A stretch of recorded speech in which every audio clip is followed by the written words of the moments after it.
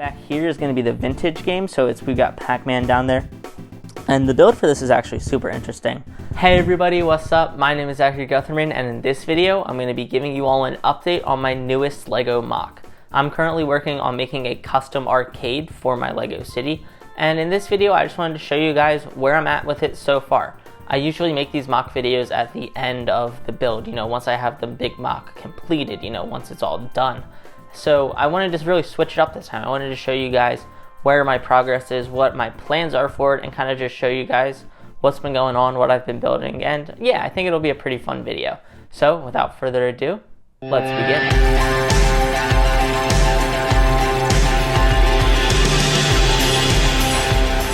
So here I am in my Lego City room, but we're not going to be focusing on the top of the tables because all the building has been going on underneath the tables. So let's take a look here. Yeah, I built on the floor. I have all the parts bins down here, and I kind of just spread them all out and get building. So it's time to look at what this MOC is going to be. So this MOC is going to be built on a 16 by 32 base plate, and like I said in the beginning, this is going to actually be a Lego arcade. And it's basically, the idea of this MOC is actually very similar to the burger bar MOC I made, which is basically taking an official Lego set and turning it into how I would mock it up. So I took the Ninjago Gamers Market from 2020 here, and I'm basically turning it into a full Lego arcade. So you can kind of just take a general overview there, and let's actually look at some of the details, work in progress, things like that. So we've got tinted windows, which I think actually work really well for what this is, which is a gaming place. You can see the sig fig is down there, kind of just welcoming you all in. I do have a sidewalk. You'll notice I have the part by the doors tiled off, that we can actually open and close this door here. The rest is all just studded.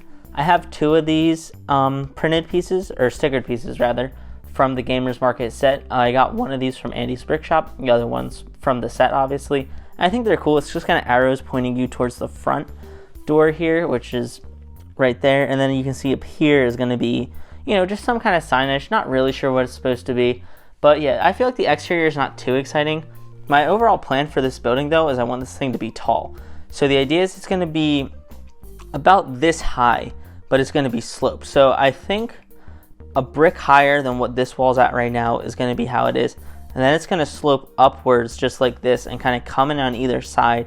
And then at the very top, I want to put this piece right here, which is from the gamer pod sets, like the Ninjago gamer pods that I got. I actually bought this set thinking it was a spinner, and I want to collect all the Ninjago spinners, but I bought this thing thinking it was a spinner. It's not. So I think it would actually make a pretty cool centerpiece up there if I kind of just angled it. Let's try to focus this. One finger there. There we go. Perfect. If I kind of just angled this thing up here like that, I think it'd be a cool, just really interesting way to show off the building, show off to the customers what this is. So let's look inside. So the general idea is that when you come inside, you're coming inside from this green door, obviously. There's going to be, it's basically an arcade. So when you come in, there's just going to be a whole bunch of video games along this back wall back here. You can kind of see here, I've got a couple built up. We'll look at them in a second. Right here is going to be one of those racing games. So it's going to be like you go in the car and it's a race simulator basically. Back here is going to be the vintage game. So we've got Pac-Man down there. And the build for this is actually super interesting because I have the studs on the side building, but it's actually built into the wall. So even though this is on its side, you can attach a building next to it without it sticking out, without it not being flush. But this is also connected. So I have it connected. I have a snot brick underneath here, and this tile is basically connecting it. I do need to get one more for here. But the cool thing here is that I can literally move this thing, and the piece that was originally just kind of rested in there is now secured, which is awesome. Coming around here, this part is going to be just a whole bunch of, just ninja swords and stuff you can buy. These are all the ones, again, from the Gamers Market. And then this part right here is going to be like the prize booth. So the idea is each game gives you some type of coins or tickets or whatever, and you can use them to buy things. So kind of like this section is basically how a Chuck E. Cheese would be in real life. And taking a look at some of the prizes, you can see I have the item market sticker there, which is again from the Gamers Market. The prizes, we have a whole bunch of different costumes. You could get a weapon like we have on the sidewall.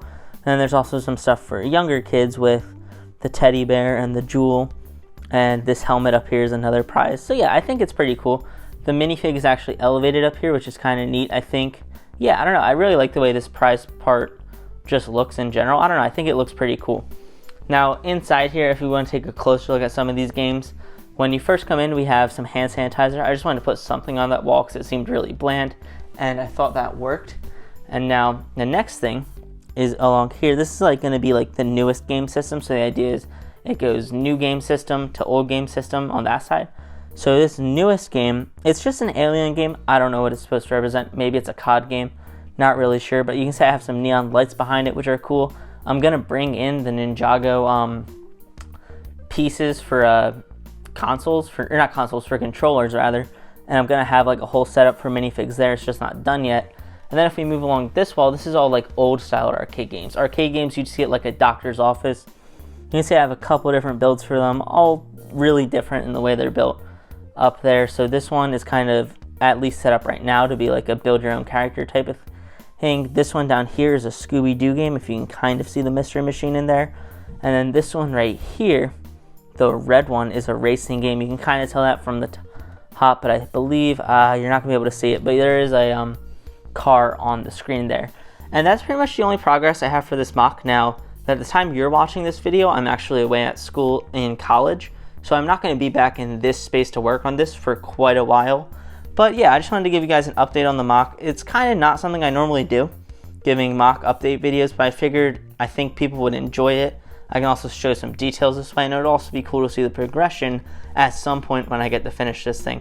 That is it for this video though. Thank you all so much for taking the time to watch it. I really do appreciate that. And I'll talk to you all again in my next video.